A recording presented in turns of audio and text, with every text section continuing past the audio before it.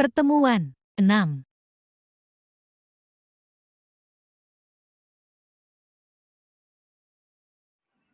Selamat siang siswa-siswi kami seluruhnya. Siang, Bu. Bagaimana kabarnya? Sehat, Bu. Oke, bagus ya. Sehat-sehat semua kan? Sehat. Oke, sebelum kita memulai pembelajaran kita, siapa yang bisa pimpin kita dalam doa? Oke, Mas. Ya Tuhan, setelah kami mau belajar berkatilah kami sehingga kami bisa belajar dengan baik. Ya Tuhan, guru kami yang mengajar kami pada hari ini, tolong mereka sehingga mereka bisa mengajar kami dengan baik. Ya Tuhan, hanya yang bermanfaat kami dan mengucap syukur. Amin.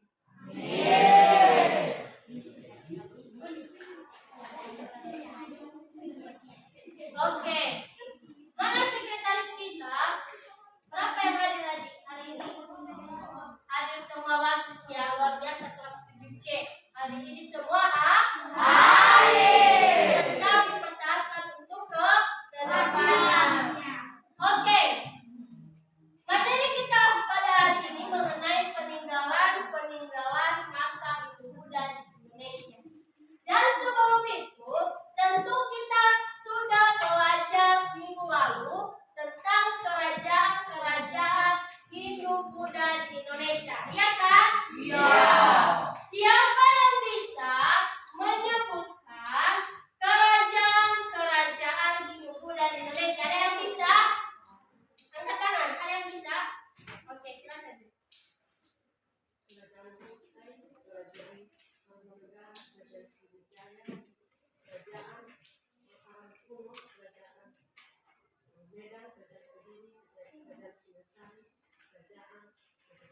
Oke, luar biasa, tepuk tangan.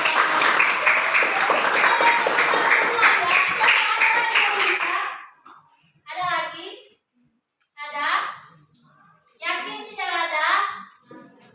Baik, jika tidak ada, maka kita masuk ke materi kita, yaitu peninggalan masa Hindu Buddha di Indonesia. Buka halaman 248. Ayo buka halaman 248. Nah, peninggalan pertama Hindu Buddha di Indonesia itu yang pertama ada candi dan stupa. Nah, bangunan candi atau stupa ini berfungsi sebagai tempat pemujaan dan sebagai tempat makam pada masa itu.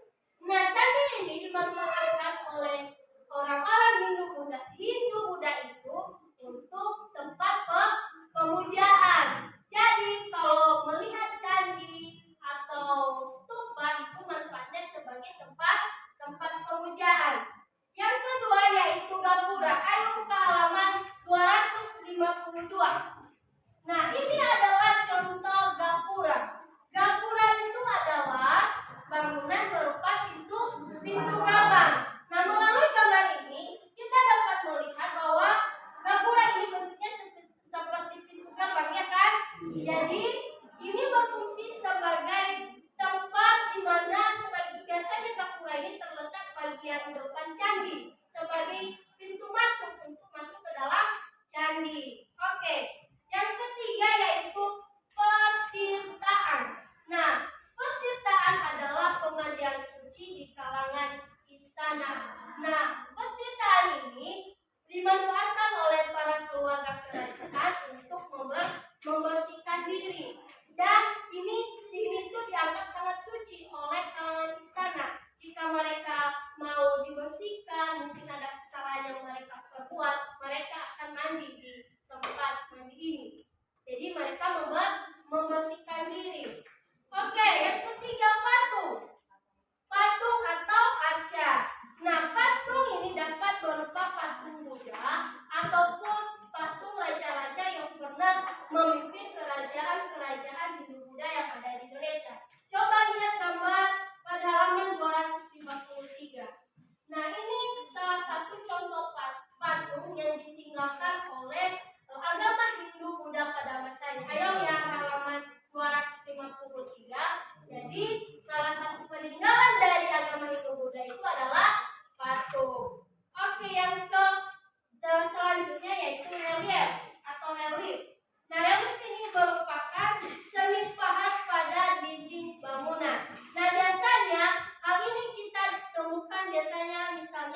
di Candi Borobudur. Pernah lihat Candi Borobudur? Iya. Tapi pernah lihat di TV ya kan? Iya.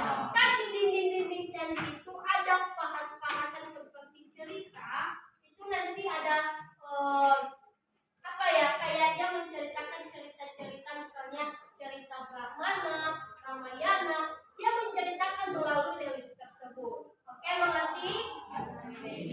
Oke, selanjutnya yaitu prasasti.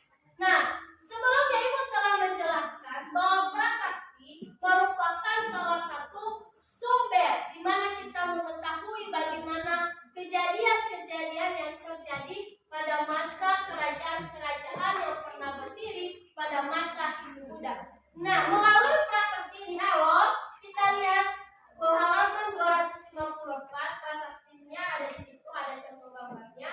Di situ ada tulisan-tulisan ya kan? Iya. Melalui tulisan-tulisan ini kita dapat mengetahui bagaimana kisah-kisah kerajaan Hindu Buddha pada masa itu. Tanpa prasasti, maka sampai sekarang pun kita tidak akan mengetahui bagaimana kehidupan kerajaan-kerajaan itu pada saat itu.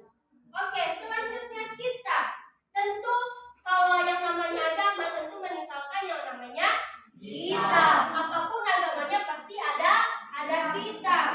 Nah, di sini ada contoh kitab yang dibuat, yaitu yang pertama kitab Kakawin. Kemudian Kakawin Baratayuda yang merupakan karya Puseda dan Panulo. Kitab Kertagama karya Prapanca dan Sutasoma karya Prapanca. Oke. Selain itu deh, mungkin belum dijelaskan di sini, salah satu peninggalan daripada agama Hindu Buddha itu adalah wayang. Tahu wayang? Tahu wayang ya? Kayak bayangan itu. Nanti di wayang ini akan diceritakan alkisah mengenai Hindu Buddha, misalnya seperti yang Ibu ceritakan tadi, kisah Brahmana, kisah Dewa Wisnu, juga bisa mereka menceritakan melalui bayangan wayang tersebut. Baik. Dari penjelasan Ibu mengenai peninggalan Hindu Buddha di Indonesia, ada kira-kira pertanyaan? Ada? Tidak? Jika tidak, maka Ibu yang bertanya. Pertanyaan yang pertama yaitu apa fungsi dari candi dan stupa? Ada yang bisa? Oke. Candi Prambanan, Candi Suramadu, Candi Suku, Candi Canggal, Candi Gagamseng. Oke, ada lagi yang bisa? Oke, cerita silahkan. Fungsi dari candi yang pertanyaannya. Fungsi dari candi dan stupa yaitu sebagai tempat pemujaan dan Oke, ada lagi? Ada? Chandra bisa Chandra? Coba. Ayo Chandra. Fungsi candi dan stupa adalah sebagai tempat pemujaan dan ada juga sebagai tempat. Oke, berikan aplaus. Nah, kesimpulan dari materi kita pada hari ini tentang peninggalan Hindu Buddha di Indonesia, peninggalan agama Hindu Buddha di Indonesia tadi ada candi, ya kan? Kemudian yang kedua apa? Gapura. Yang ketiga petirtaan. Yang keempat patung. Yang kelima relief. Yang keenam prasasti. Dan yang terakhir kitab. Jadi mengharapkan materi kita tentang peninggalan Hindu Buddha di Indonesia untuk diulas-ulas kembali, dibaca-baca kembali, siapa tahu muncul di soal ujian. Dan diharapkan tetap semangat belajar, tetap optimis, jangan pesimis, tetap berkarya, tetap gali potensi Anda, karena Ibu yakin siswa-siswi kami seluruhnya menjadi orang sukses ke depannya. Oke? Demikian